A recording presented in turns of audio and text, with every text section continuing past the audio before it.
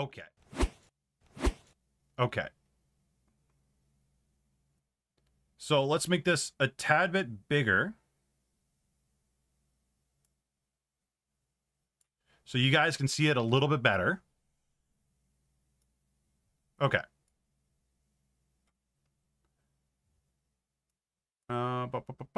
Whoops. Okay.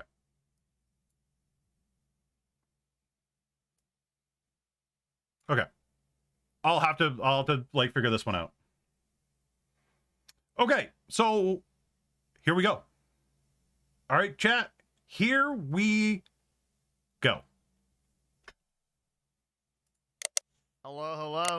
Hello. Today we are talking about an extremely important topic, and that is the world of live streaming. If you want to know the absolute best place to stream, or you're just interested in the live streaming world and the platforms that are dominating right now and will be dominating in 2022, that is what we are talking about today. I'm Devin Nash. I run a creative agency called Devin. Novo that Really? represents brands and influencers across multiple new media platforms, and I love talking about what makes people tick, what attention goes where and why. Okay. Many of you come here for the latest in new media and marketing, and hopefully today we won't disappoint because we are diving into the live stream world. And helping us do that is this Stream Hatchet's video game streaming trends report of 2021. I'm excited for this. So kind of just looking back on 2021, especially Q4, and looking at where things are going.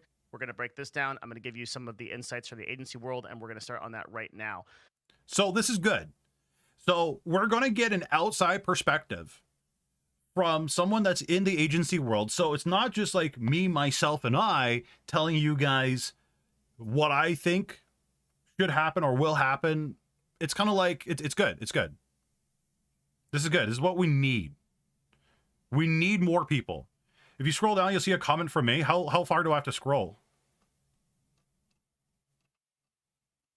Probably forever. Either way, let's keep going. So Stream Hatchet, by the way, just real quick, is like a phenomenal resource for finding out about live streaming. If you're a content creator or you're interested, or you're a brand that is interested in content creation or advertising, this is just like, you should sign up for this. Like, so can we sign up for Stream Hatchet right now? We can. So Stream Hatchet is a website that you can go to, and you guys can sign up for. Okay, so this is good. Stream Hatchet is great. I work with those guys pretty closely to get a lot of good data to provide you for videos like this one. Good. So I'll be adding on with some of that stuff. Okay. Perfect. So video game streaming overall has been pretty crazy. Streaming overall has been pretty crazy because the pandemic put people inside. So people that is very watching true. More stuff, and people stopped watching TV. And one thing that I've noticed, chat, that coincides with this is that VTubers especially blew up in the era of COVID. In the era of COVID, VTubers really, really blew up. Who is Devin Nash? Devin Nash is someone that has a YouTube channel, who is a Twitch partner, and who is also someone in the content space. He does have a company where he signs on all the top streamers, so on and so forth. So this guy is actually very, very large, very, very smart. He talks to Twitch CEOs, Twitch management, YouTube CEOs, YouTube management, so on and so forth. He has a lot of the ins and outs of different agencies. He runs an agency, right? So, yeah. Let's keep going. Right, so they had to watch something else. So they watched a lot of YouTube, they watched a lot of live streaming, they watched a lot of Twitch, they watched a lot of all gaming platforms. And 2020, just as kind of like a primer, saw an unprecedented growth in live streaming, especially on Twitch, because that is kind of the market / like household name for where to stream. So we saw crazy growth, like over 90% growth on Twitch in 2020. 90%. That growth that's a lot. Extended into 2021, especially in Q1 and Q2 when the pandemic was still pretty active everywhere. And then as those restrictions started to... So chat, also, look at your favorite VTubers. You're going to see a lot of them started in 2020, the beginning of 2020, and just absolutely blew up. Because again, just like Devin said, there was a lot of people indoors. Waver, the growth slowed, but users didn't stop watching necessarily. and the growth has slowed, but it hasn't slowed down. So live streaming is still really successful, and it's a great place to be. It's interesting too how live streaming is kind of evolving, where some platforms are moving towards like mobile games, some platforms are moving in different directions. So that's what I really want to cover today. So as an overview, 2020, biggest year we're probably ever going to have for live streaming. Hopefully, if we don't get any more pandemics, that would be nice for a while. That would be nice. But for now, growth has slowed down, and in some places we're going to see has reversed, but overall is great. Okay. So before we go too far into this video, I want you guys to think right now, where should we focus our energy? Would it be on Facebook, YouTube, Twitch, or on so many different platforms? So these are things I want you guys to write down right now, and then let's see if your answers line up later on in the stream. So what happened on Twitch and YouTube? Let's start with like some of the watch time and like overall macro stuff. And I want to caveat this real quick that if you are like an influencer or content creator, actually if you're anybody watching this, because there's all kinds of people that watch these videos, it turns out, just people that are interested in marketing. You guys are cool, but, you know, maybe not necessarily content creators, but just people that are interested in these topics. These are macro level statistics, right? So making individual decisions on where you might want to put your business or where you might want to put your content is a separate decision from like the macro. And a good point on that I bring up sometimes is like, you may look at Twitch and you'll be like, oh, like this is absolutely the best place to stream. There's the most people on it, right? But then you find like once you get into the weeds on that's probably not true, because there are so many people there, yes, but the methodology for discovery there to actually get your content to people is really difficult compared to other platforms. Which is very true. That's why I tell you guys all the time, make content on YouTube, TikTok, Instagram, so on and so forth. Drive the audience members you get from those different platforms to your mainstream, right? Because you are not going to grow an audience on Twitch. You will grow an audience on different platforms. Bringing those audience members from those different platforms to your Twitch is how you're actually going to grow on Twitch. Once you get into the top 2 rows of that certain game category, because that's what Twitch mostly is a gaming website, well, gaming streaming website, that's when you can bring in more natural viewers. But until you do that, you're going to be at the bottom of the barrel. So don't like take these stats as gospel. I mean, the stats are right, but like don't take them as a gospel as like, okay, well, this is like where you should be and where you should put your business, right? That's a separate decision-making matrix that we're going to talk about a little bit later. So perfect. Macro-wise, Twitch is dominating, right? They really dominated in 2020, but they're still dominating in 2022, and I think that will continue. I agree with you, John. They're up they about should. 97% in Q1. That was that stat I was telling you during the pandemic, and now they've kind of slowed their growth a bit, slowed their roll. Yeah, look at that. Right? Now this is all relative to previous percentage growth, so 28% on top of 98% is still pretty impressive. Then you get to 22%, and now you see that Q4 growth is starting to slow down, and that's because restrictions are lifting, like I said before. People are going outside. But this is pretty impressive for Twitch as a platform. And I think the bigger story here is actually what's happening to YouTube. So if you are an avid watcher of these videos, I've been pretty pro YouTube gaming for quite a while. Yeah. And I still am. But as am I. YouTube has been declining in terms of viewership. And then I think in Q3 and Q4 has kind of like drastically been lowering in viewership. And that's for a lot of reasons. I think YouTube took a turn in Q2 of 2021, they started focusing a lot on shorts content. So they were pushing, which worked, by the way. Like there's billions and billions of views on shorts content now.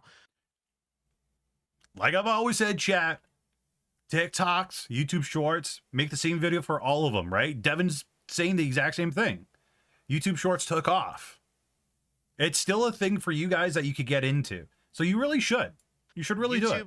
Looked at TikTok and said that's a serious competitor, and we want to move into short form content because we want to own that space as well as we already own long form content, right? We already own people watching videos for long periods of time, so we want to own short form, and we better get into YouTube Shorts. So YouTube very much, the success of things on YouTube very much depends on where the algorithm points you as a user, right? As a consumer. And the algorithm points you towards YouTube Shorts. That's what it does. In Q2, Q3, Q4, it was pointing towards YouTube Shorts. So that means if it was pointing towards YouTube Shorts, that means it wasn't pointing towards live channels. So the result of that was a decline in YouTube gaming. But we've also seen some of the big leaders, particularly in Q4 of 2021, and I think that's why growth on YouTube gaming is going to stall. We've seen people like Ryan Fwiz, who was the sort of like spiritual leader of YouTube gaming within YouTube. He departed. That's, I think, has enormous for cryptocurrency, and that's horrible like for us. Stuff. He had that has pretty enormous implications on like the finding people in this space that can understand the live streaming world and understand how to grow things at a platform level is like extremely hard. I think that's why we still have Emmett Shear, the CEO of Twitch, because just nobody can replace the guy. Someone should, but nobody can. It's hard to find people at an executive level who understand live streaming enough to really run a platform like that. And I think Ryan and Fwiz was one of the few people who could actually do that. So Ryan was actually very, very engaging with people in the YouTube gaming space. He would actually reach out to people. He would talk to people. He would reply to people. Didn't matter your size. If he had time to reply to you, he would. He really would. And losing him for YouTube gaming was a big hit.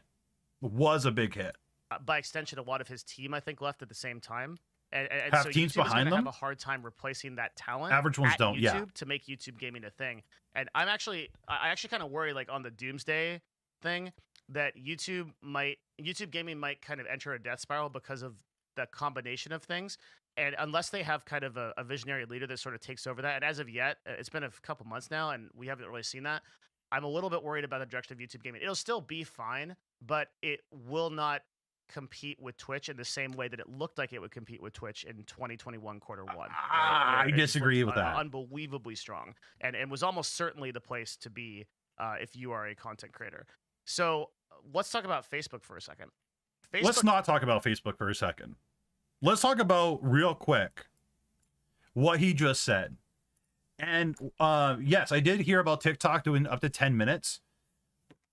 But if you guys start a YouTube channel, and we all know that typically it's approximately 1% of people go from your YouTube to your Twitch.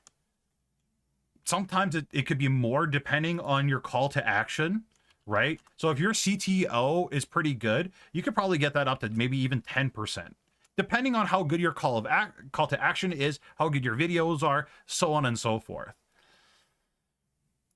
But if you are someone that makes content solely on YouTube and you tell people in your YouTube videos that I stream every Monday, Wednesday, Friday here on YouTube, you have more likely, or you have more of a chance to actually for them to come into your streams and stick on to the same platform. Because a lot of people are lazy and they don't want to go to a different platform. They want to stick to the platform that they're already on. So that's why that little live symbol on YouTube mobile is a great thing, because they're already on YouTube. They're already on their phone scrolling through. Some of you might be doing that right now. I have no idea, but some of you might be doing that, and it's nice and convenient. You know that I'm live. So yeah. Let's continue watching here. Has been growing super consistently alongside Twitch, and like by percentage almost grew as much as Twitch in Q1, then maintained that growth and superseded by percentage on Twitch. That's Facebook gaming chat. Next 3 quarters. So that's important because that means that Facebook is driving people to their live streaming platforms, and Facebook gaming has undergone a lot of leadership changes.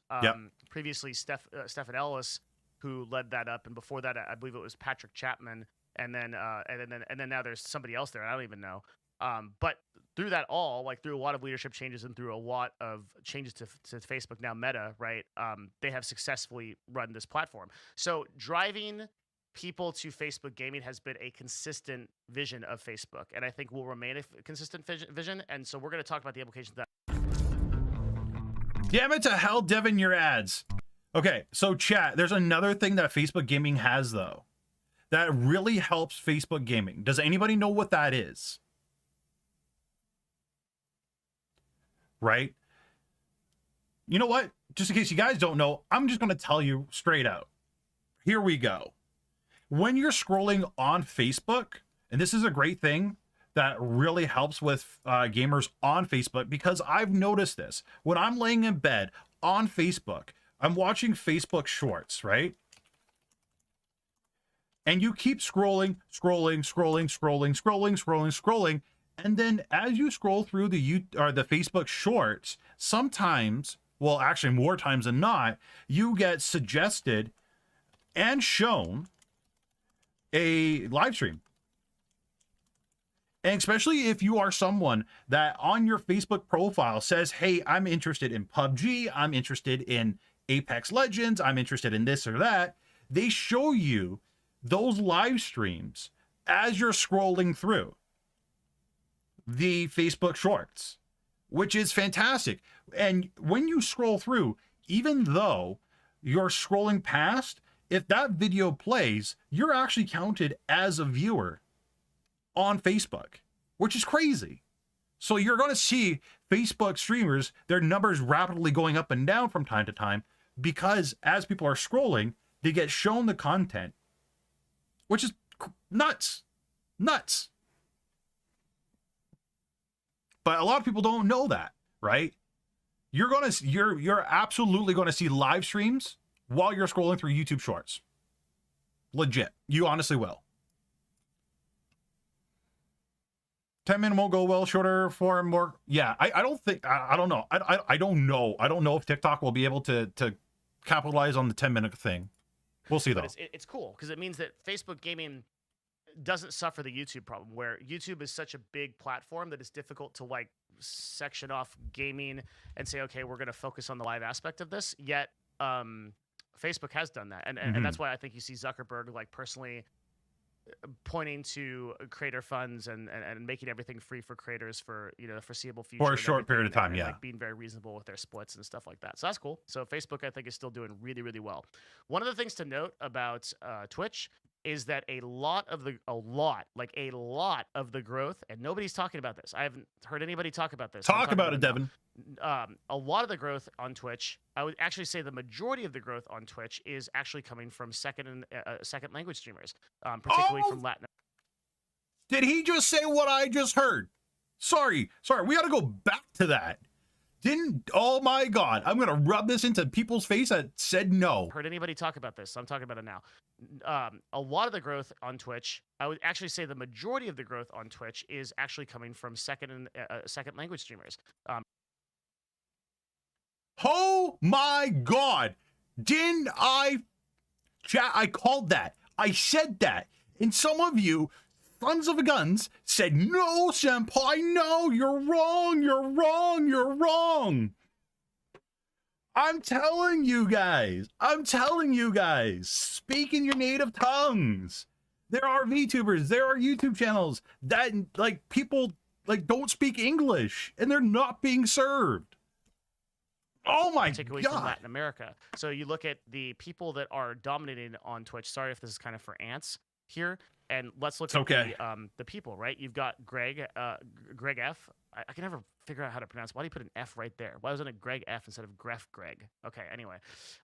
He's dominating on Twitch. You got Ibai, right? Another foreign language streamer. Yeah, that's Scar. Coming in. So like you're looking at a lot of these top broadcasters that these were previously North America slots exclusively, right? And to some extent European, are now coming in from Latin America. And that has different implications, right? Because usually the advertising categories for the CPMs, I should say, like the price that advertisements are worth in those countries are less because the spending power is slightly less. Yeah. So the North America audience of Twitch, I think, is pretty solidified. I think Twitch is going to have a hard time growing new users in North America and in Europe. Because everybody knows about it. A very small percentage compared to Jesus. Chat, I've been saying this all along, right? Oh my God. Right? That's why Facebook, that's why YouTube streaming is far more successful. If you guys, especially go on Facebook, you're going to see people in different countries like Latin America, Vietnam, Korea, so on and so forth. A lot of people are flocking that don't have great internet connections to Facebook. And the thing is, Twitch doesn't have servers out there that support the bandwidth. To the growth they're going to have in other areas. And now this is not like abnormal. When a platform gets a little bit older, they typically start to expand to like second and third world countries, and that's where they see the majority of their user base. And the NA sort of like Europe kind of thing is sort of set. So that has like some kind of a lot of implications, but I think overall just kind of like is something to like pay attention to. Twitch is still doing just fine in terms of its growth. And I think it's like totally cool. So we're looking at like this is just more of like some of the growth stuff we don't really have to go over, but I do want to talk about IRL versus like non-gaming content first. Okay, before we jump into that, let's read some of your guys' comments. The biggest I've seen Facebook gaming streamers talk about is that it's not easy to switch games. Well, that's the exact same issue that a lot of Twitch streamers say, is it's not easy for them to switch games. And for a lot of them, it isn't. The reason it isn't for a lot of people to switch to have the ability to switch games is because they build their core audience around that game. They build their content around that game. That's why if you guys look at your favorite top streamers, they have YouTube channels. Most people that are coming to their streams nowadays are from their YouTube channels. They're there for the personality. They're there for the streamer. Most of the time, they're not really there for the game. Great examples: Tim the Tatman, Ninja, Shroud, Mori Calliope, Gura,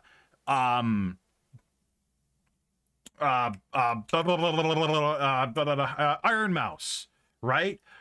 Sea Dogs VA, so on and so forth. All these people have YouTube channels where people see them on YouTube and come out to check out the streamer, check out their content. They're not there just for said game, right? And that's why I think a lot of I think gaming honestly is probably one of the hardest niches to get into, and it's probably an impossible niche to get into. You got to be more of a personality over somebody that is known for that one game, because they don't understand if people are being rude or spammy. Yeah, I think if people are speaking like Spanish or whatever in your stream, let them do it. Let them do it. Let them talk to each other in their language, in their native tongue. Who cares? If you can't understand them, calling you bad words, who cares? You don't understand them. Then you won't have to be offended or take offense. This is gaming content. That's probably the most important thing to understand about Twitch, is that Twitch has solidified itself as like the gaming platform. Right? Yes. So what that means is that Twitch has not solidified itself as the non-gaming platform. So it tried to do that when it branched out into IRL, like in real life streaming. That I remember a time on Twitch when like I actually, it's gonna sound really weird if you're a person that's watched me for the last 2 years, but I love dancing. I'm a competitive dancer, or I used to be, and so I used to dance on stream. And and I actually got a message from a partner representative at Twitch at one point. Thanks for coming by. You got to stop dancing so much. You got to play video games, man. You got to play League of Legends, because we don't want like that much non-gaming content on Twitch. And it kind of shows how. Yeah. So back in the day, Twitch, 80% of your stream had to be the game, and you were allowed to have like 20% for your webcam. Or no. Maybe it was the other way around. Either way, you had to have gaming content on your screen. I remember that. Much of a divergence they've had from that opinion. That was like around like 2013 or so. Now Twitch like really wants to be that sort of like IRL non-gaming platform, but they want to I don't think they're ever going to be. I agree. I think the trouble is that they've really sort of solidified themselves in this category of gaming, and it's real hard to break out of that for them. And I don't think they'll ever cross that chasm. So the third bullet point here on Stream Hatchet's slide says all non-gaming categories accounted for 12%. Okay, John says, meanwhile, just chatting is in top 5. It isn't though. If we go browse, it'll be in the top 5 up here for concurrent viewers, right? But that's 401k viewers there. But there's almost 400k there, right? 300k there, 200k there, right? If we look at the games and so on and so forth, the gaming categories tally up to way higher than the IRLs, right?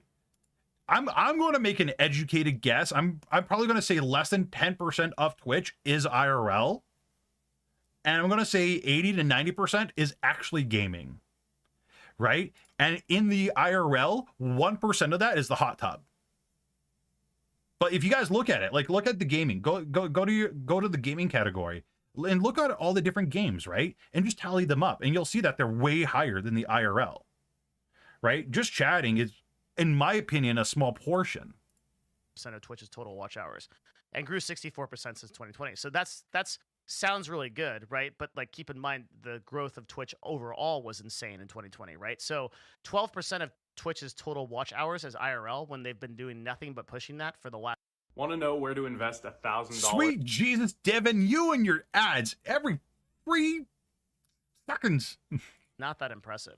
Compare that to platforms like Facebook or YouTube, and the big one and the name drop I'm going to put in right now, which is TikTok Live, and they're dominating IRL. They're natively IRL, right? Yeah. Twitch is, I think, going to be really hard to cross that chasm for Twitch. I think they're not going to make it into like the mainstream non-gaming stuff. You're still going to see.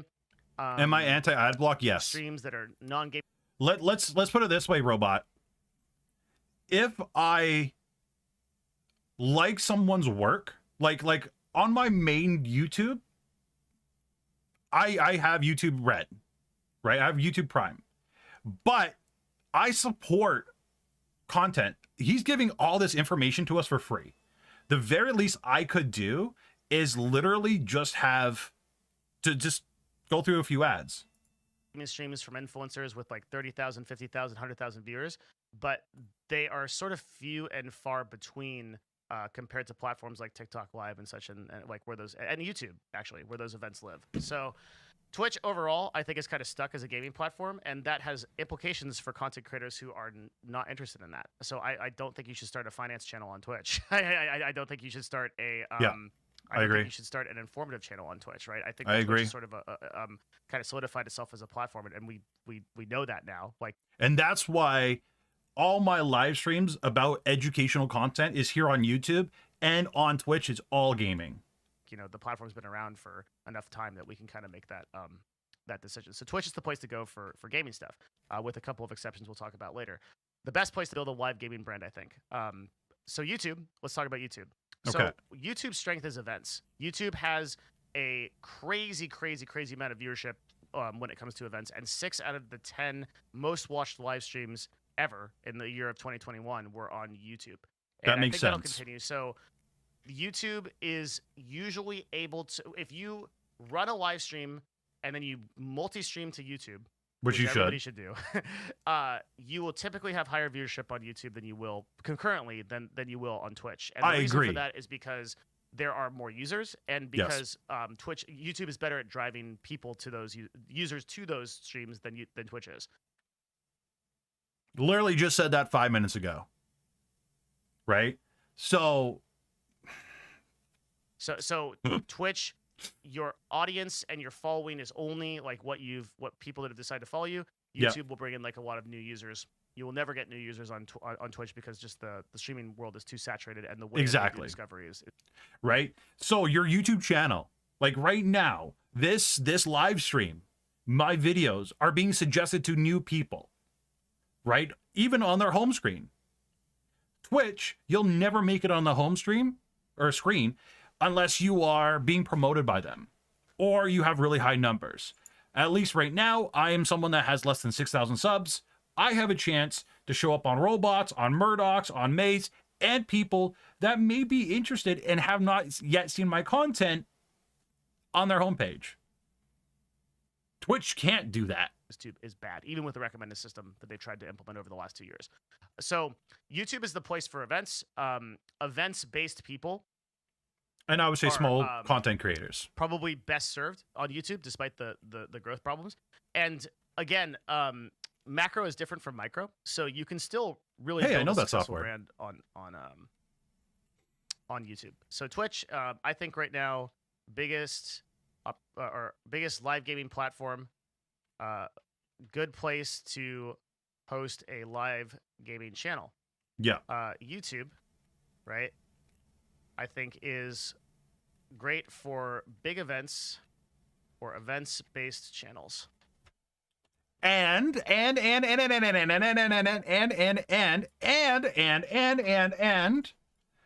new channels / streams. I strongly feel this because, again, it's easier to get new viewers and so on and so forth to your YouTube live streams than it is to your Twitch live streams. But in my opinion, you should always just multi-stream and let your audience choose which platform works best for them. So at the end of the day, multi-stream it. Because you don't lose anything at all. You only can gain. But new YouTube channels, new people building audiences, right? YouTube is the best place for that. Hands down. Okay. So despite the lack of growth in YouTube gaming is not going anywhere. YouTube Live is still a platform that's going to be supported, and you can build entire brands on it. So one of the concepts that I want you to kind of keep in mind if you're a content creator is where you live as a brand. This is a super, actually, you should think about this no matter what you're doing, but where you live as a brand. I think a lot about where my company lives as a brand and where I live as a brand, and living somewhere yes is and no, the Sonny. most important decision you can make. So it's against TOS if you become affiliate. If you're not an affiliate, you can do whatever the hell you want. Even as an affiliate, I would suggest to you, as long as you're not making hundreds and hundreds of dollars a month, just to multi-stream anyway, because Twitch won't really care. But that would have to be your own personal decision if you want to do that or not. But before you sign the Twitch affiliate, I don't even think you should. I don't think you guys should do the Twitch affiliate until you get at least a minimum of 10 concurrent viewers on Twitch. Culture, yeah, culture could play a factor for sure. Right, it's a very important decision in real life because it's very different if you live in like Dallas, Texas versus like New York versus like Syria, right? Sometimes people don't have a choice of where they live. That sucks. But if you do have a choice of where you live, that's a good thing, right? There's definitely better and worse places to be in the world. Okay, I agree. I'm sure Syria is fine. I'm not saying that's a bad place. I just think that for me personally, right, Seattle's a little bit nicer. I like the rain. Okay, so anyway, I've never been to Syria. Maybe it's great. Okay, don't want like a bunch of Syrians coming into my comments and be like, okay, I don't know. Okay, so point being, you gotta choose the right place to live for you. Let's say it that way. Okay, so just because YouTube gaming is not growing as well as Twitch is, doesn't mean that might not be the right place for you. You might be an events-based broadcaster, you might be an esports-based broadcaster, something like that, and it might serve you better to be here. Let's talk about Facebook, though. Facebook gaming is super exciting, right? Because they have retained their growth, and they've retained their algorithmic growth, and they've actually grown a lot of streamers. I think they've grown more streamers than any other platform in the last 1 to 2 years. That's a big statement, right? But how many of those streamers are from Mixer? Right? They did get a lot of new streamers, but was that because of the Mixer deal? I mean by gross streamers, I mean taking someone from 0 CCVs, right, concurrent viewers, to like, I don't know, like 100 to 500 to like 1,000. I think they do it better than Twitch. In fact, 100%. Show me somebody on Twitch that has come up to like the 10,000, 20,000 viewer range in the last 2 to 3 years that has not used YouTube to do it. You can't do it. Can't do it. Nobody's grown organically on Twitch alone. You can't do it. You cannot do it. You cannot do it. Okay? You have to post YouTube stuff. You have to diversify. You have to syndicate your content to be a successful brand on Twitch. Not so on Facebook gaming. That's very true. Gaming is also you get a Facebook page. So if I was a very tiny broadcaster starting for the very first time and I was a content creator, I'd actually probably start on Facebook right now, like as of the time of this video. Now keep in mind, like things change, right? As they did with like YouTube gaming. That like I think 6 months ago, my recommendation would have been to start on YouTube gaming, but that doesn't change my overall recommendation, which is always to diversify. Why not stream on all three? You can just use restream.io or some other thing, and you could just restream to all three at the same time, right?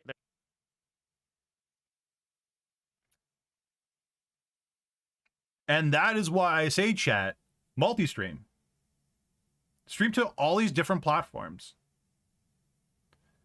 right? See which platform you get the most growth on. Then, whatever platform you see the most growth on, you choose said platform. Do it for 6 months, do it for a year.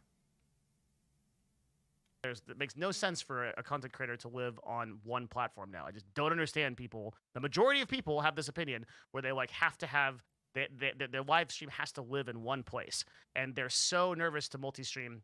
Absolutely, content syndication is the future, and people that the largest broadcasters, without exception, are taking advantage of it. So Starray Fox, I know you're trolling right now, but I got a question for you, like a genuine question.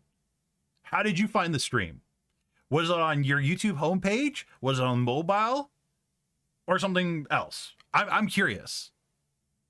I'm literally just curious. Every single broadcaster on the leaderboards has extremely successful YouTube channels. They do. Damn it to hell, Devin! Oh, man. You do more ads than I do. You can look at the fastest growing broadcasters on Twitch, and you can see that Our Play and eBay have unbelievably massive YouTube followings, right? So does Grey F, right? Nick Merck, same thing, right? It's just without exception, all these people have massive YouTube followings. So people that are successfully growing on Twitch are growing on YouTube at the same time, and they're also syndicating to TikTok, and they're also syndicating across platforms. Yeah. They're not restreaming yet because they don't need to, but we're also talking about like 50 influencers who already make millions of dollars and don't need to like worry about like growing and diversifying their brands or as much. They probably should worry about it, but you know, the XQC should be worried about paying his electric bill first, right? Like this guy has other concerns. Moving on. Okay. So Facebook gaming is super cool. Fair enough, I think Fox. Meta has a really good future, and I think that future is supported by Facebook gaming a lot more than that future is supported on YouTube, right? Yeah. That could change, right? So YouTube in the next couple of months could. Look at that. Look how much of the world's in purple and blue. Hey, chat. Remember how I said a lot of, Asian countries stream on Facebook?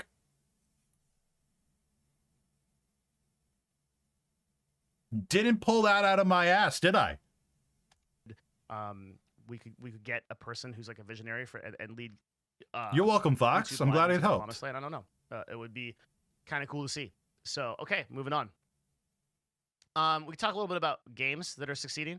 I just think this is not really relevant to the video, so I'm not going to go spend too long on this because this is a video about like live streaming platforms. But it is interesting that Grand Theft Auto is so successful on Twitch. Like the role-playing community is so successful on Twitch. Because of RP. I just want to do a quick shout out to Web3 that I think that the success of Grand Theft Auto really speaks to like the power of a like an open world game that can drive people to like live in it and sort of experience it like they would real life and role play Do it it, and Sonny. stuff like that. Like most of the Grand Theft Auto success here on Twitch is not from actually playing that game. It's from like this other world where people role play in it and they like build characters and stuff. And people love watching that, and they love watching the story arcs. And they love like watching the characters, even though I think most of it just evolves into cops versus robbers most of the time. But regardless of that, it's my own personal opinion why I don't watch a lot of GTA 5. There's still some phenomenal streamers in it. This has grown a ton of broadcasters. And League of Legends is still just like insane. Like, so what's going on right now, Fox, is we're trying to determine the best platform to start live streaming, depending on the content you make. So that's why you might be a little bit confused because we're like halfway done the video. But yeah. League of Legends is crazy. Minecraft, it's always surprised me that it doesn't have more of like a following on Twitch and Facebook gaming. You see, like in Facebook gaming, actually has a lot of it's mobile dominated. Like look at PUBG Mobile here, right? Yep. There's a lot of mobile games on Facebook. If you're playing mobile games, like oh my god, you should be on Facebook. Like Clash Royale, PUBG. Do people still play Clash Royale? I don't know. I play it. I think I'm the only one that plays it. It's just like if you guys go right now to Facebook and you type in PUBG Mobile will have way more results on Facebook. Why is that though? There's a reason why mobile games are more popular on Facebook.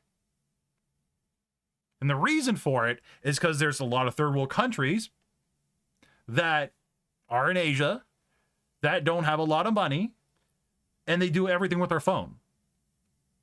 Right? A lot of them don't have great internet. A lot of them don't have computers or great computers. They have their mobile phones. Mobile phones are great for playing mobile games. Right? And because Facebook supports a lot better bandwidth for third world countries, second world countries, so on and so forth, they're going to stream their mobile games there, which makes tons of sense why Facebook has a lot of mobile views, a lot of mobile games, and a lot of mobile streamers. And so the Grand Theft Auto thing is pretty interesting, and I think speaks to exactly once Robot Girl 3 figures out how to make a world like that, and limited space, yeah, like that'll be really interesting implications for that. But enough about that. I've got enough negative comments about my talking about Web3. I'm done talking about that for a while. Okay, so but like look at that. That's PUBG Mobile. Look how much PUBG Mobile there is on Twitch. It's literally non-existent. It's a little bit of YouTube and a whole hell of a lot of Facebook, right? So much. A lot of mobile stuff on Facebook. You see Mobile Legends. Oh, Bang yeah, Bang absolutely, also on Facebook here. So a lot of stuff like that. So is Garena, right? They just dominate mobile, and that's where you want to be if you are doing anything in mobile. If you're advertising in mobile, I'd also be on Facebook. I think Twitch has historically not been great for advertising mobile stuff. It just doesn't seem like the users like stick. But games are still like the place to be. If you're advertising games, like, it's still a place to be is on Twitch. You make or break games on Twitch. Happens all the time. Recently, there was a game called Vampire Survivors. It was like a fantastic little game on Steam. It's like $2, $3. It's completely propelled by Twitch. And it still amazes me Twitch's ability to do this when like broadcasters agree on like a meta. And it's weird how they do it, but like broadcasters across Twitch will just agree on like a meta. They'll just be like, now we're playing this game. Yep. Everybody plays this game. And it's funny too, because like, and we see that even today. We go to games. Everybody's still playing Fortnite. Everybody's still playing Minecraft. Everybody's still playing Valorant. And every time there's a new game, always a new game on Twitch, everybody will run to that new game. Look at right now, Elden Rings. Everybody and their mom, their dog, their cat, their goldfish, their pet parrot, their strawberry plant, like everybody is playing Elden Rings right now because that's the meta. And guess who else plays Elden Rings to get in said meta? People with 0 viewers. We can scroll for an hour. We've done this before on stream with Call of Duty. So many people streaming to no one. Right? You're literally wasting your time. And yet there's these people that spend hundreds of dollars on webcams, on alerts, on profile pages, and so on and so forth. Like, it's crazy. Because they feel like they got to play the most meta game. Instead of playing the meta game, what you should do, what you really should do, is find the games that have little to no audience. And play those games. Like, honestly. Like, Stalker, right? You know, Shadow of Chernobyl, 4 viewers. Like, Stalker has a huge fan base behind it. A lot of small broadcasters. So 93% of broadcasters on Twitch are micro. Okay. Oh, Sonny said something amazing. I stream a lot of Siege, Rainbow Six Siege. That's where I started out. I went from 0 to 8 or 17 concurrent viewers on Rainbow Six Siege, Sonny. Right? That's where I started. Right? Then I did my transition from IRL to VTubing. You can definitely get a lot of things or a lot of viewers on Siege, but you got to be different than everybody else on Siege. You don't have to be better. You could be worse at the game. What you got to do on Rainbow Six Siege, this is the key to how I grew from 0 to 17, is talk to chat. Don't worry about the game. Don't worry about your kill death ratio. Don't worry about that shit. Worry about the chat. Talk to the chat. That's more important. Talk to the people on your team. That's more important. Put TTV in your name. Who gives a shit? If they like razz you a little bit, it'll get you followers and it'll get you viewers. Promise you. Influencers, right? Like people below 100 viewers, and they all decide to jump on that game too. Like Discovery is hopeless, right, compared to these larger broadcasters. And even if you're in like the 1,000 to 5,000 viewership range, you won't grow like on like Lost Ark's launch day, for example, by like streaming Lost Ark or like you gotta be top 2 rows. on like what else has come out recently? Path of Exile, like Siege of the Atlas, whatever. If you're smaller, right? Like you'd be better served like creating alternate gaming content when everybody's playing that, so somebody else that doesn't want to watch that has something else to watch, or just making a video on YouTube. Okay. Anyway, so cool. That's a little bit about gaming and just kind of speaking out to the platforms there. Top streamers of the year, whatever. Cool. Just people that are building YouTubes. Top streamers of the year are people that have YouTube channels. Networks are always interesting. We're seeing esports teams are declining as in popularity and viewership, which is something that I predicted a long time ago, and I've made a lot of videos about. Esports success in esports as an organization is basically synonymous with content creation networks these days. People that are the most successful and have the highest viewers watched are universally focused on live streaming and video creation. So FaZe Clan, Luminosity has that insane viewership because they technically run XQC and a few others. But you look at all of these, like look at it, like OTK, which is exclusively a content creation network, right? Has an unbelievable amount of viewership as a content creator network. FaZe Clan, same thing, and then 100 Thieves. The way this what's our version, chat? This is not a totality of these organizations, in the sense that like this is just like showing individual influencers to them. So like actually like 100 Thieves and OTK and FaZe Clan have like way bigger footprints than this, and they're insane compared to these other teams. But even like Team Solomid, they're just being like propped up by Buddha, right? Like 20%, like that contract of their live hours is that. But even still, like I would argue that like Buddha is not directly improving TSM as a brand just by sitting on their network and live streaming there. Whereas like 100 Thieves and like FaZe Clan and OTK have done a lot better job of like Asmongold and like Mizkif, like some of the big creators on Twitch, they've done a really good job of like integrating something like OTK, and so like people see that as like that content creator network as synonymous with them. So our version of these is like Vishojo, Nijisanji, right? Stuff like that. So that's where we could draw our parallels too, right? Is places like that. Same with like 100 Thieves, where like Valkyrie and like Courage, they've been really, really great about like integrating 100 Thieves. And so we see those platforms and their brands, those brands as platforms. And that's why I think they do so well in terms of like apparel and like monetization and stuff like that. When it comes down to it, like FaZe Clan's like reportedly like $1 billion company now or something. Like, geez. That's a lot so, like, for a gaming company. That comes from that brand presence that they have that I think esports teams are sort of failing to capture. Devin, I swear to Jesus. It's another video probably that I think if you're interested in, leave a comment and I'll cover that.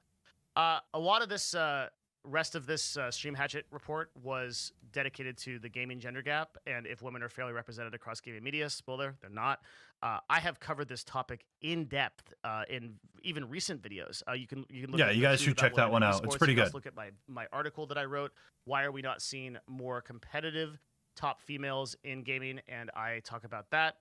You can go to this article, which I will link in the description down below if I remember to do it, or you could just go and Google this. And I talk about this a lot. So I'm not going to cover it in this video, actually. Suffice to say that this is still a huge problem for gaming. I think probably the #1 problem for gaming. We can't. But is that a problem in VTubing? Females into the gaming ecosystem. So the VTubing ecosystem, I want your guys' opinion. Right, so he's talking about the gaming portion. Do you guys feel that female VTubers are more or less representative, or more or less represented in the VTubing scene? Or is it male VTubers? Let me guys know. Let me know. Let me know. A way that makes them able to succeed at the same level that males do. And this is a cultural problem, a massive cultural problem. It's one that really frustrates me and one I try to, like, for whatever I can do, try to put work into, but ultimately just comes down to female more? The gaming I think environment so. just isn't a great place for women to be most of the time. Being a female influencer is a hellscape of objectifying comments and sorry, chat, give me 1 second here. 1 second, I'll be right back. Whoops. Ugh. Sorry, I got somebody at my door. Give me 1 sec. 1 sec.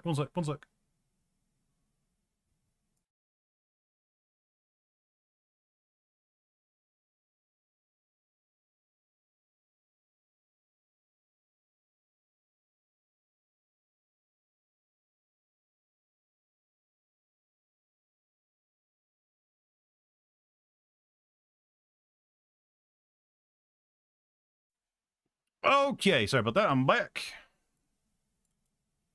Okay, here we go. Let's keep going. And the people that have succeeded have done so at great difficulty and are just like pounding the pavement in terms of like getting past the harassment and the difficulty and all the barriers to get to these levels of success. Universally, every one of these content creators has like worked twice as hard as anyone else and is putting in insane amount of hours, diversifying perfectly and building their businesses with like without exception to be as optimized as possible. So we got some VTubers in there. There's actually VTubers in that list. There's 2 of them. Interesting. I think that's all I'm going to say about it. It's an extremely important topic, and I encourage you all to go to the Stream Hatchet report and actually like pay attention to this. And also go check out my other videos on this. You can just Google like you can just YouTube like Devin Nash, like women in gaming, women in esports. I cover a lot of these videos. We have a good interview with Amaranth actually that talks about some of the. That was a good interview. You guys should check that one out. It's still a huge problem. Yeah. And it's only going to get fixed by awareness and people realizing that like the prevailing opinion of people is that like it's much easier to grow as a woman on any platform, or it's just much. I don't think so. Followers faster, they get more subscribers. Like none of this is true. I have tons of studies and I break the whole thing down. So go see that if you're interested in it. It is a very complicated subject for sure. Go see it no matter what, because even if you're not interested in it, you should know about it. Okay, so let's talk about streamer monetization across all kinds of platforms. Like how do streamers make money? How do these platforms make money? Who's this? That's a familiar face. Devin Nash, Chief Marketing Officer of Nova. Does the guy look like? Does this look like a guy that knows his stuff? Absolutely. I don't know. We might be even watching him now. I don't know if I trust that face, okay? The gaming economy is mirroring the broader influencer marketing trend. 1% of influencers generate a disproportionate amount of revenue. True. What's that mean? It means that everybody at the top makes a lot of money and nobody at the bottom does. Right? True. So this guy says out of 10,000 people that click the start streaming button, 5 of them will make minimum wage. We see 5,000 to 25,000 viewer streams generating over 70% of Twitch's revenue, but they represent less than 0.001% of Twitch's total streams. It is more difficult to become a broadcaster than ever before, and I can't stress to you how true that is. Yes. That if you are listen up. If you're a content creator, I'm listening. Listen up. Preach it. You are going to start a live stream on Twitch. Yes. And you do not consistently upload YouTube videos, consistently post to other platforms like Instagram, TikTok, and Twitter. Optimize your discovery on other platforms. If all you do is sit there and stream for 4 hours a day, 5 hours a day, 6 hours a day, 8 hours a day, 25 hours a day, Preach it. I do not care how much you do that, you will fail. Straight up. My God. Okay? If send me an email. If you are a person who has grown on Twitch exclusively and you've never done it anywhere else and you haven't gotten some crazy advantage like getting hosted or whatever, let me know. He's not going to get a single legitimate email. I will promise you that. Never found anybody that's done it. Every time I always look into it, I get tons of these messages. Nobody ever does it successfully. There's always something, right? That but just grow it on Twitch. It's not a thing. You're not gonna get discovered. True. It sounds really cool because mega tier influencers like these people in this like 25,000 viewership range make an average of 841K a year. I'd love to make 841K a year. That's a lot of money. I'd have to pay a lot of taxes. That'd be really stressful. But 30 to 40%. Cool, right? But that only represents 50 people, right? Currently, only 50 influencers are able to reach this level of income. So, which is not the case on YouTube, by the way. Even if you guys do not go live, you can make crap ton of money on just AdSense alone. Like life-changing money just on AdSense. We're on YouTube or we're on Twitch. You're always like fighting for the top. I unplugged my wireless headset. On average, it takes them 5 years to do it, right? So you could spend 5 years doing a lot of stuff. You know, you could spend 5 years becoming the best basket weaver, and maybe you'd probably make that kind of that kind of money. So, or maybe not. Actually, influencers get paid an exorbitant amount. This revolutionary new device can remove up to 10 times more earwax than a traditional cotton swab. What the? Amounts compared to people that work the same amount of time. That's kind of a stupid statement. But what isn't echoed in this chart is the likelihood of you doing that. The likelihood of you actually getting to this level of success is infinitesimal, right? Yes. I'm saying out of 10,000 people that click the start streaming button, 5 of them will make minimum wage. So how many of those people will become a mega influencer, right? So just look at the stats, right? There's 50 influencers that are making that kind of money. So how many people on Twitch overall? Well, just over the past 30 days, there was 26,592,405 streams, right? 26 million. And 50 of those people are making that kind of income. So like people have. That's something you guys got to really think about. 26 million and 50 of them make full-time income, or that kind of income. Not full-time, but that kind of income. But like, okay, so let's talk about that though. Why does Senpai push YouTube so much? Right? Why does Senpai push that all the time? Right? On Twitch, for you to make income, you have to be live. Right? That's where you get your bits, your donos, and your subs. Legitimately. On YouTube, you don't have to be live.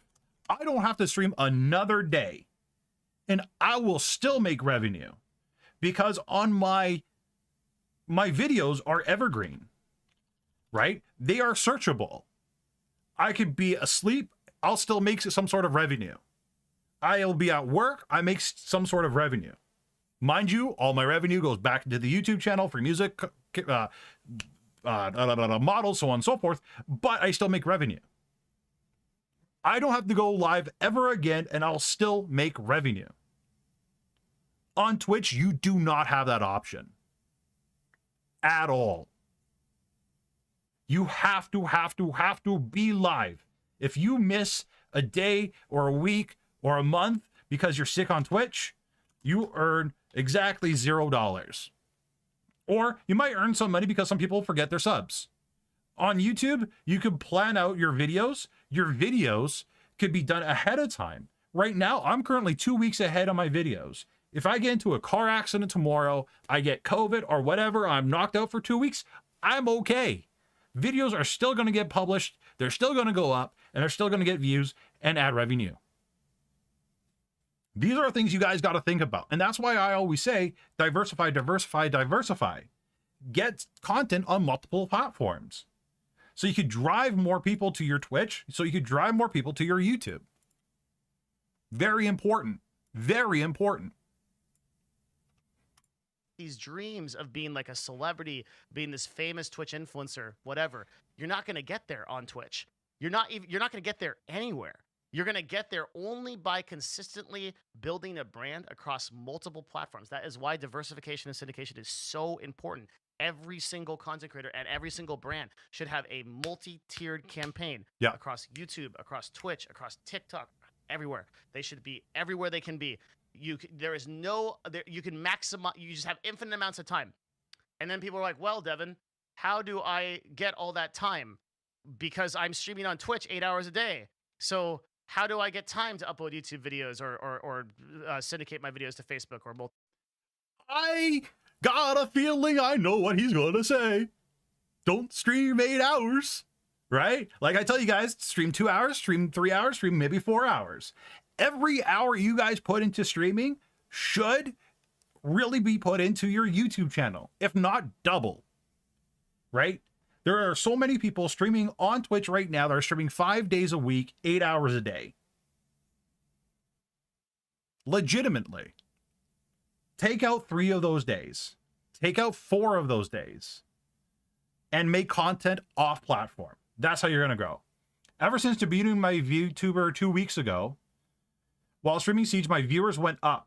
But before, my viewers would see my real face and the views wouldn't go up. Why is that? Because your VTube model adds mystery. Because your VTube model adds another level of depth that they can try to connect with. Right? Especially if it's a VTuber model that's kind of like anime-y or furry or something like that. It allows them to connect to it. Stream. Stop streaming on Twitch. Record the stream? Yeah, absolutely. For that long. Why are you doing that? It does work. There's no return for that kind of stuff, right? You stream on Twitch for a maximum of 4 hours a day. Like, oh my God. 4 to 6 maybe. Okay, and the rest of your time, 100% of your time, should be taking that live, that sort of like that egg Imagine that content is an egg. It's like saying egg. And that egg, okay, we're gonna say egg as many times as we can until people turn off the video. That egg becomes the stuff that you use. It hatches, and all that content goes to other places, because the live streaming content that you use can be used for highlights. It can be used to go to YouTube. It can be used to post shorts on YouTube. It can be or TikTok or wherever places people actually find you. Okay. We have examples of this. Let's pull up some examples, right? Landmark. I brought up Landmark so many times before. Landmark will grab clips, sections of his live stream, and he'll turn them into a YouTube video every single time. Not one of these videos was made offline. These are all part of his Twitch stream, and he just cuts them up. That's it. That's all he does, right? I do that with my live streams. There'll be good sections that we have in my live streams. I'm like, well, I should make that into a video because people ask me about this all the time. Instead of me repeating myself 10 million times, I could just link in the video, right? A lot of people do that. Who's another VTuber, or not a VTuber?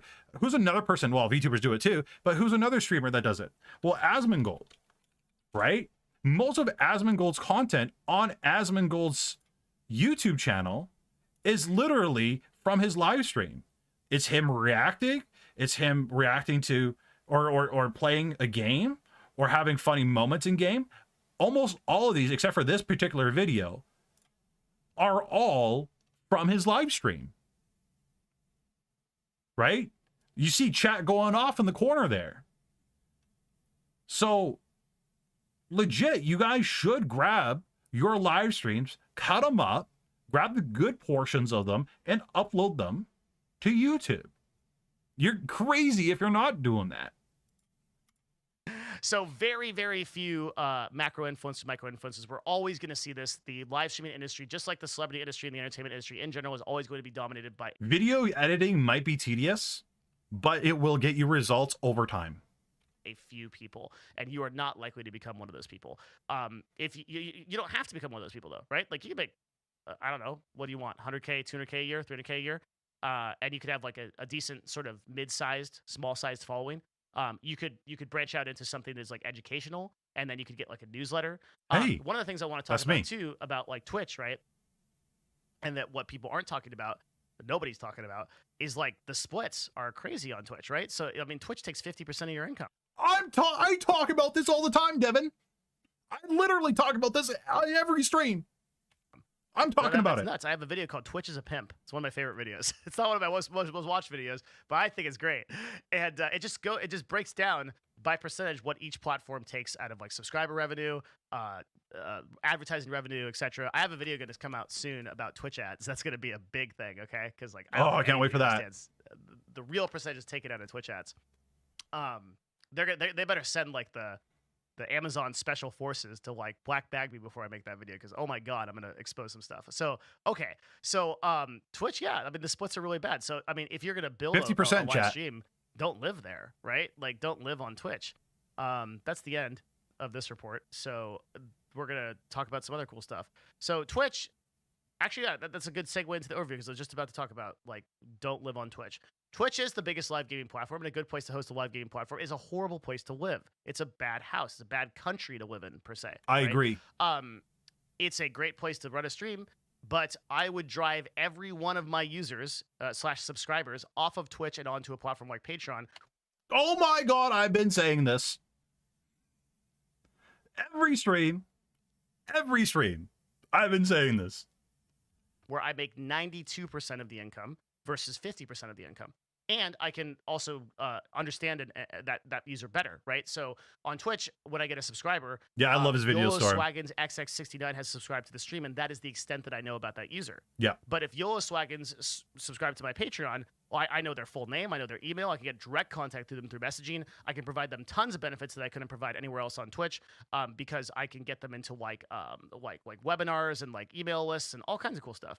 So Twitch is a bad place to have your user base live. For that reason, many of Twitch's influencers, their user base actually lives on Discord. And so, holy shit, what did he just say? I'm also a part of that crowd. I love Discord as a because I can get them into like webinars and like email lists and all kinds of cool stuff. So Twitch is a bad place to have your user base live. For that reason, many of Twitch's influencers, their user base actually lives on Discord, and that's so chat. Devin just said that, right? Devin just said that. Discord. And there are a lot of you VTubers out there that don't have a Discord. Why? Because somebody that never hit the go live button told you don't have a Discord, it's not a good idea. I see that bad advice on Twitter all the time. Make a Discord now if you guys don't have a Discord. So when people come to your live stream, they want to talk to you offline, they can go there. Legit, right? And on my Discord, how many members do I have in my Discord right now?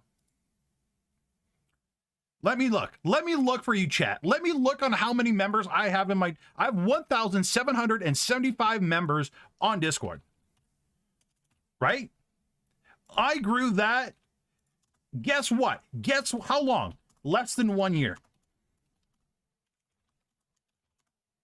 I was able to get that number in less than 1 year. 3 years. 3 years of streaming on Twitch. I maxed out at 1.4K. 1.4K of followers on Twitch. What number's better? Well, I would say the top one, right?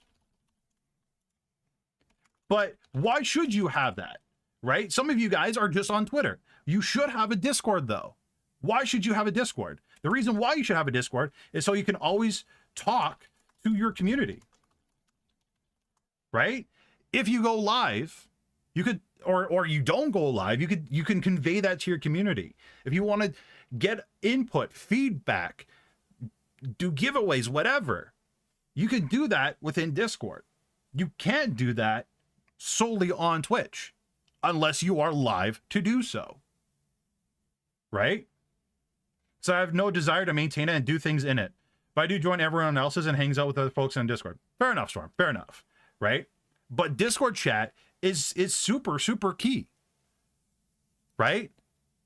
What do I do every time in Discord when I'm about to go live? I do an at everyone. It pisses some people off. I don't care.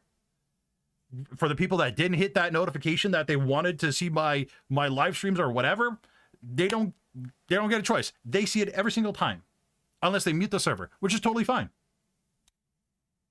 Right? I do an at everyone. I let them know what I'm going to be talking about that particular stream. And then I go live. As you guys should. Discord has so many things, so many benefits for your community, and will help your community to grow, right? A lot of you are friends with each other because of Discord.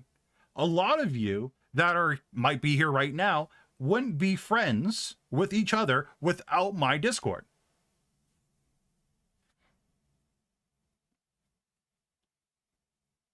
Right? Having Discord is a lot better than just posting going live on Twitter. 100%. 100%. And that's why I'm a giant advocate. Before you even make your VTubing avatar, make a Discord. It doesn't have to be full of bots. It does not have to be full of channels. It could be one text channel, one voice channel, and a dumb bot, or no bot at all, and you you moderate it yourself.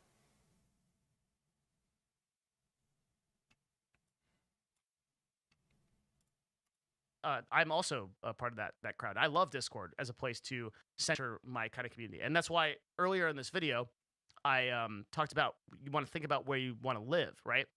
I want to live on Discord. Like, if you can live in 3 places at once, you can do 3 times the work, which is why I like multi-streaming so much. So I love the idea of starting a broadcast, a live broadcast on Facebook gaming. I did not know that, Storm. Twitch and YouTube, because why the hell not? The devil having a cup of tea with Devin! Ancient wisdoms that have been long repressed. That was like 9 ads. And then the big one I want to talk about right now, and I'm going to make a separate video about this, but we're going to talk a little bit about TikTok Live, okay? No, I did not know about that, Storm. I had no idea that they don't push the links. Thank you for letting me know. TikTok Live is a big secret. Don't tell anybody, but it's freaking crazy in terms of the amount of viewers that it has.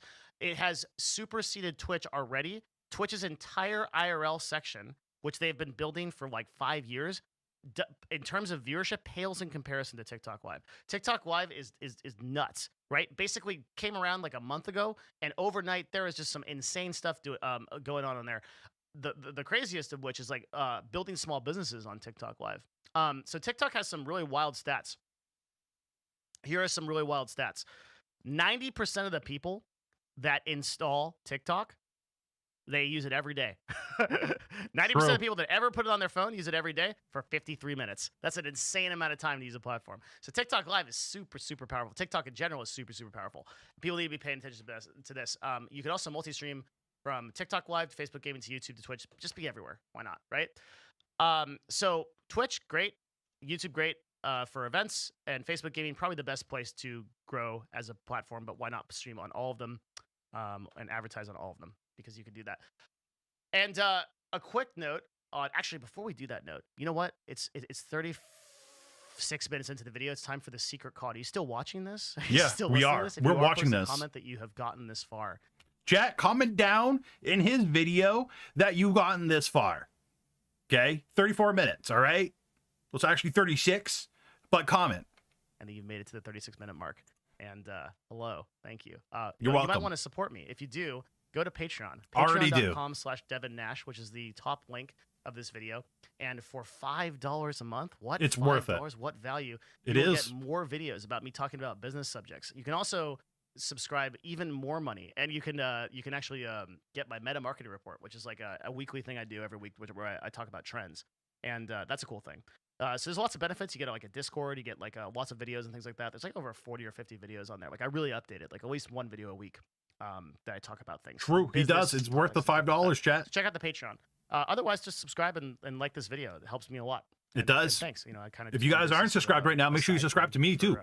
But because I run this like creative agency, but I love doing this. I love talking to you guys. So thanks for supporting me. Okay. We will love hearing you. Let's do some kind of talk about misconceptions of the marketing world. Like one of the things that I notice when I talk to a lot of people is just how behind the vast majority of people are in terms of their conception about what is popular and where. They're usually thinking in like 3 or 4 years back. So like let's use an example that I'm sure everybody knows.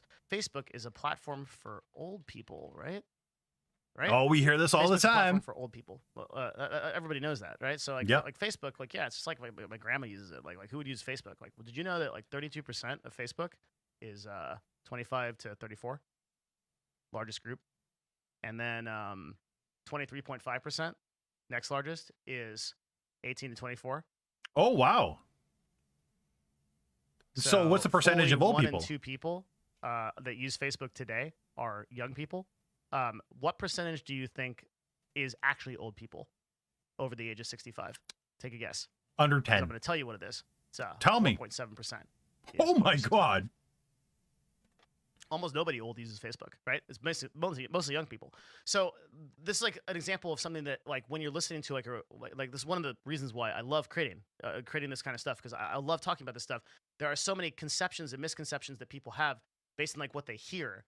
That and then when you actually look at it, it's not the case. So like I've had so many content creators and so many brands tell me, well, I don't want to market on Facebook because it's all old people. I'm like, no, it's not. It isn't that at all. It's a huge amount of young people that are using the platform. How about this, right? TikTok is a platform for young people, right? 48% of adults in the U.S. are 18 to 29 that use TikTok, right? 48. 20% of adults. Or 30 to 49. So TikTok is not a platform for young people. TikTok has 2 billion users, right? So you might be saying, I'm not going to create content, or I'm not going to put my brand or my business on TikTok because it's just a bunch of people that are under the age of 18, right? Okay, so that might have been true when the platform was Musical.ly 2 years ago, and I talked about that. If you actually go back to a lot of my old videos, I'm like, yeah, I'm not looking at TikTok right now. And we know for a fact that VTubing is massive on TikTok. If you guys could get 1,000 followers on TikTok, you should be streaming on TikTok. Give me a second. I'm trying to find some VTubers on TikTok real quick here. But like this is a great example, chat, right now here. Like let's just take a look. 1.4 mil, 1.6, 1.3, 3.1, 2.1, 5.9, 8.3, 3.6, 4.6. These are people just getting views, right? If we look at this person probably has 300,000 followers. She gets thousands and thousands upon thousands of people watching her videos, watching her TikToks. Why not? How many VTubers are actually live streaming on TikTok right now? Probably almost none. If there's maybe 10. Like, check for yourself. Right? There is a market for VTubers on TikTok, but there's no VTubers streaming on TikTok. Yeah, sure, they're mostly bobas, whatever, but who cares? Who cares? As a marketer, as an agency, because a lot of the people are young and they don't stick. They don't buy stuff, I think, right? And you might have heard me say that. Nowadays, people buy stuff, and TikTok just as a like breaking news made a 10-minute video feature where now you can upload videos to TikTok that are. Yeah, no, I'm not saying live stream, multi-stream to TikTok. I'm not talking about that at all. Just stream at the one spot. Stream on TikTok for a week, for 2 weeks, for a month. See how it goes. Could you imagine if you've been streaming on Twitch to 3 consistent viewers for about a year, you stream for a month on TikTok and you possibly double that, triple that, quadruple that, times 100 that? If you're streaming less than 10 viewers as it is, why not try? Especially if you have 1,000 followers. Why not? Just try it. 1,000 people were already interested in your content.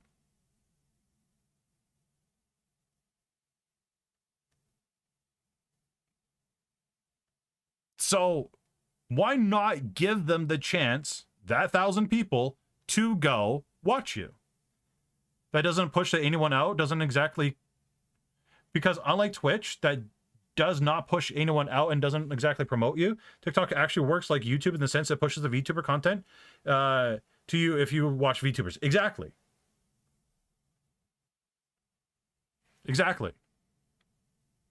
Longer than the 3-minute one they had before. So now it's 10 minutes. That's a long time.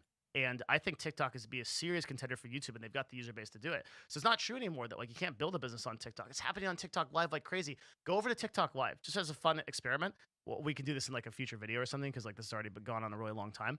Let's go on a TikTok Live and just go check out all the businesses that are being built there. There's people that are packaging stuff in real time and they're sending it out to people. It's amazing. Like businesses are getting built overnight. Things are changing, right? So just be careful with your misconceptions that maybe you're making a decision based on statistics. Like people make career decisions, spend millions of dollars, millions of brand dollars get spent, and entire careers get attempted just because of a conception like Twitch is the best place to be because it's the largest amount of people live streaming. But that's just wrong.